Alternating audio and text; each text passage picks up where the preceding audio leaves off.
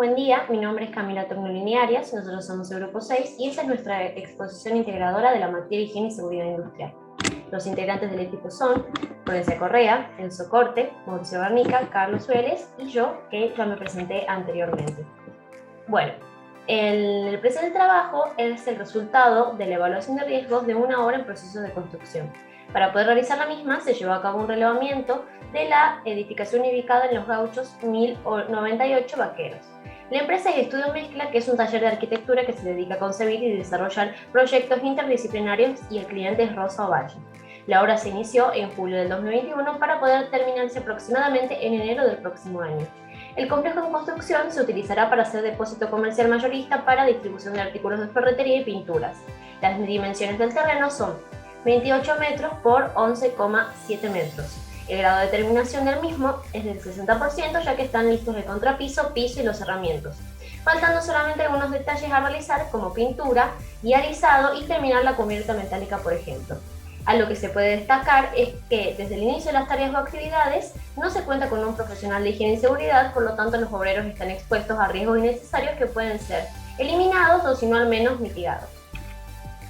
Algunas actividades que presentan situaciones de peligro son trabajo con electricidad, trabajo con calor, trabajo en altura, trabajo con elementos cortantes y trabajo con partes en movimiento. Bueno, los objetivos del reglamento son calcular niveles de riesgo, identificar las situaciones de peligro de seguridad y salud ocupacional y proponer mejoras para disminuir el riesgo. Actualmente, en lo que respecta al personal, tenemos 6 obreros que trabajan de manera fija y además tenemos 3 obreros que trabajan de manera ocasional. Es de importancia aclarar que para el análisis a lo largo del trabajo se tuvo siempre en cuenta la legislación vigente en lo que concierne al ámbito de construcción. Las normas más destacables son Ley 24.557, Ley de Riesgos de Trabajo, Ley 19.587 de Higiene y Seguridad, Decreto 911/96, Reglamento para la Industria de la Construcción, y Decreto 351/79. Bueno, en lo que respecta al movimiento y almacenamiento de insumos y productos, tenemos camioneta, que sirve para el traslado de insumos y materiales al área de trabajo. Carretilla, que permite el movimiento de insumos dentro del área de trabajo. Camión adosado con grúa, que permite colocar el soporte de cubierta metálica. Los elementos de trabajo e insumos que se deben trasladar constantemente son madera para base para los andamios, apuntalamientos, encofrado y demás tareas. Andamios tubulares para el trabajo en altura. Bolsas de cemento, aglomerantes, barras de acero, que son elementos estructurales. Herramientas manuales, hormigonera, amoladora, taladro, percutor, soldadora, por ejemplo. Baldes con mezclas, que pueden contener agua, cemento, arena, entre otros. Palas también. Tenemos también escaleras para subir o bajar de un nivel a otro. Soga para subir los elementos necesarios en los trabajos en altura. Y por último, chapa metálica, que sirve para apoyo de algunos materiales, pero su función principal es ser la cubierta del depósito. Mi nombre es Correa Florencia y yo voy a continuar hablando con la parte 3 del proyecto, que corresponde a la identificación de situaciones de peligro y salud ocupacional frente al cálculo del nivel de riesgo. Bueno, la evaluación de riesgo, como vimos en clases, consta de 5 etapas. La primera de ellas es la clasificación de las actividades de trabajo. Para esta etapa es necesario conocer cierta información, como ser la duración, la frecuencia, quién realiza el trabajo, si hay previas evaluaciones de riesgo, entre otros. En segundo lugar, un análisis de riesgo. Este se basa en realizar primero identificar los peligros y en segundo lugar es la estimación del riesgo. Aquí entran en juego 2 factores: por un lado el potencial de severidad y por el otro la probabilidad de que ocurra el hecho. El tercer paso corresponde a la valoración del riesgo. En este caso, con la probabilidad y el nivel de ocurrencia se obtiene un nivel de riesgo. Esto permite identificar si se requiere mejorar los controles ya existentes o implantar nuevos. La cuarta etapa corresponde a la preparación del plan de control de riesgo. En este caso, el resultado de la evaluación de riesgo debe servir para realizar un plan de acción y así mantener o mejorar los controles de riesgo.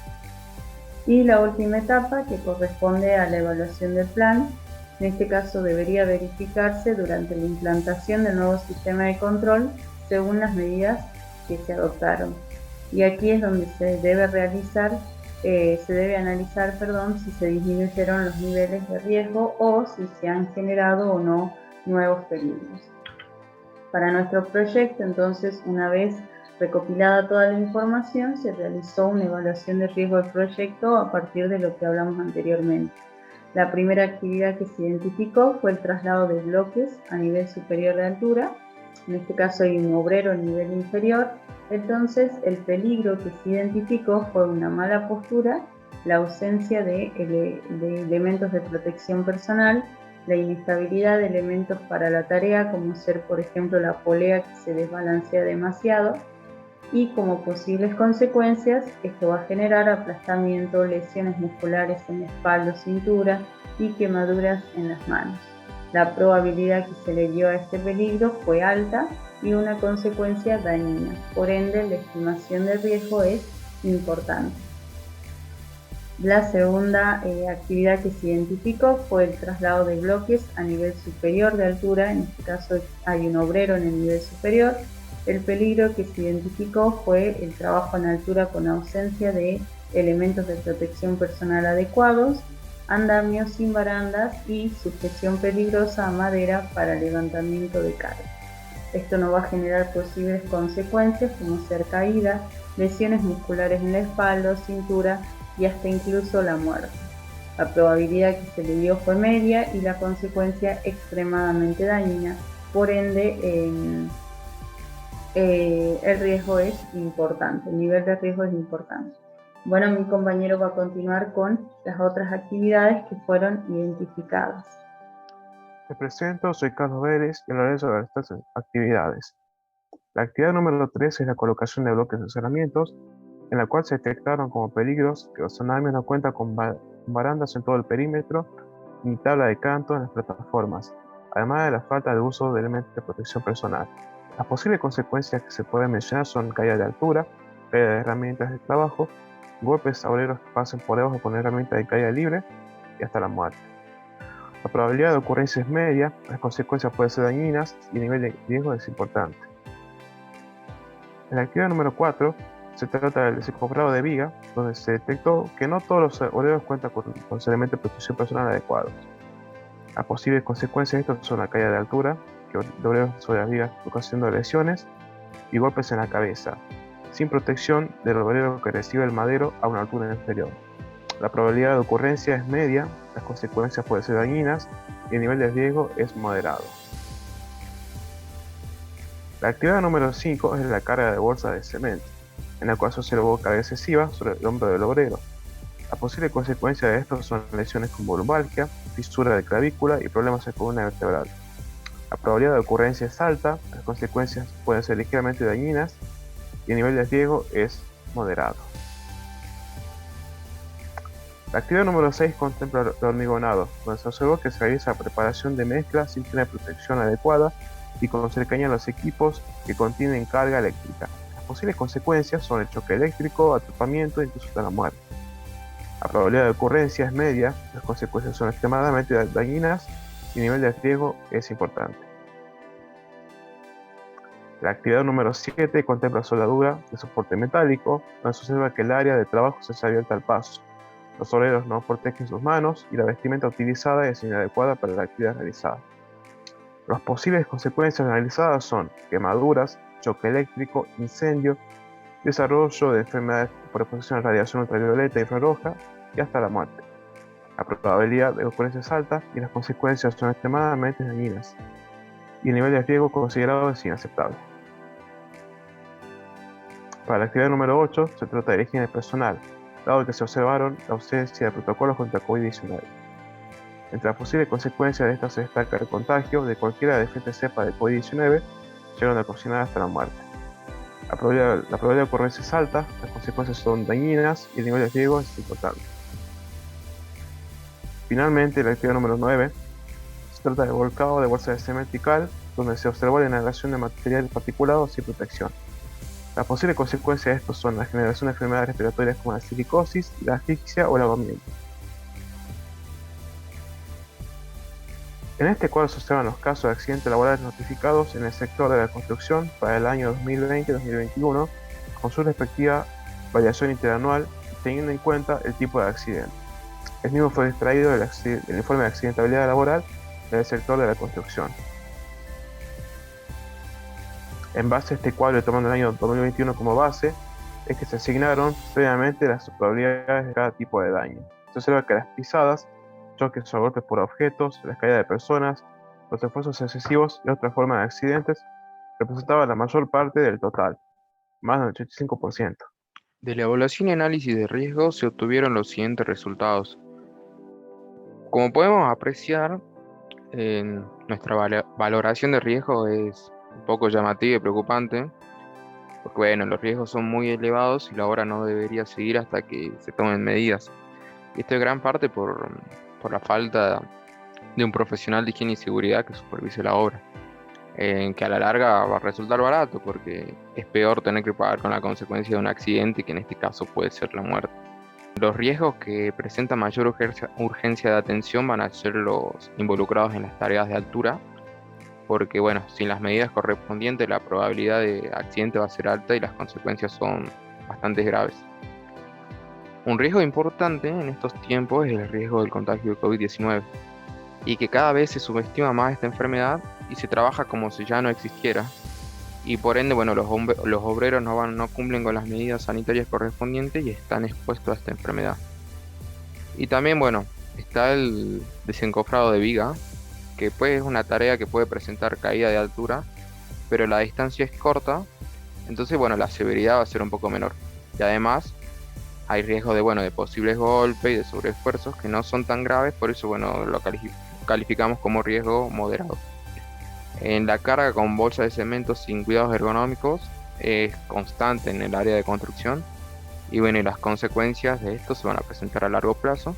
Y con respecto al hormigonado y soldadura, son tareas que según los informes de la SRT presentan bajos porcentajes sobre el total de accidentes en obra, pero en este caso, como no se toman las medidas de seguridad correspondientes, estimamos una probabilidad mayor y las consecuencias pueden ser graves.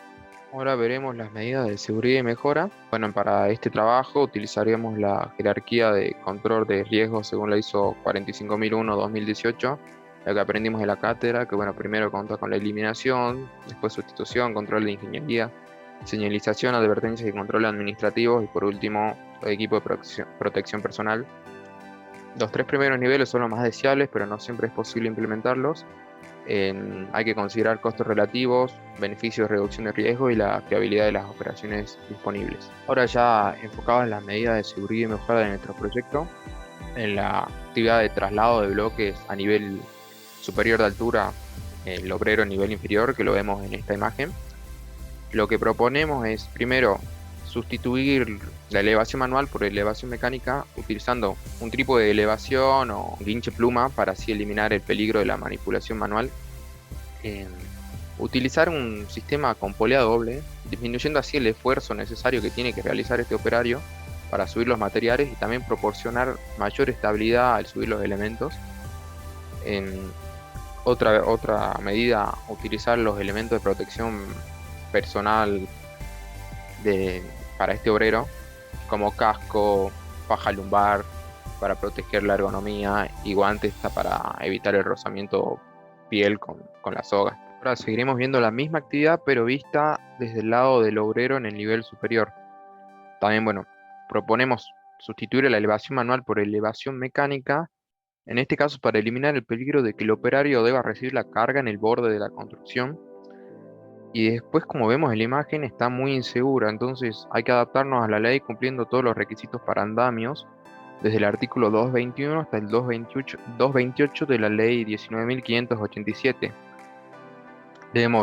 Como vemos estos andamios, debemos colocar barandas en los andamios, también colocar zócalos en el andamio, una tabla de canto en el borde externo de mínimo 10 centímetros, capacitar a los obreros para corregir la postura al agarrar los materiales, evitando el uso de madera como soporte, como vemos acá que se soporta con la madera.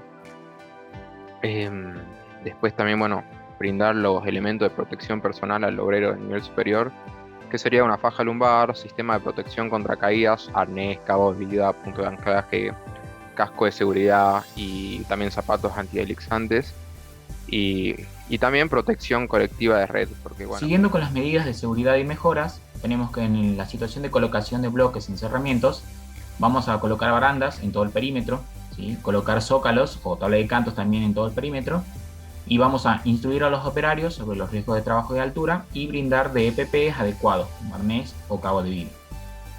Durante el desencofrado de la viga, vamos a ver la aplicación de sistemas anticaídas como puntos de anclaje, arneses y casco de seguridad. Siempre de ser posible trataremos de que 2 obreros estén recibiendo el madero. Se va a utilizar el casco de seguridad siempre en nivel inferior.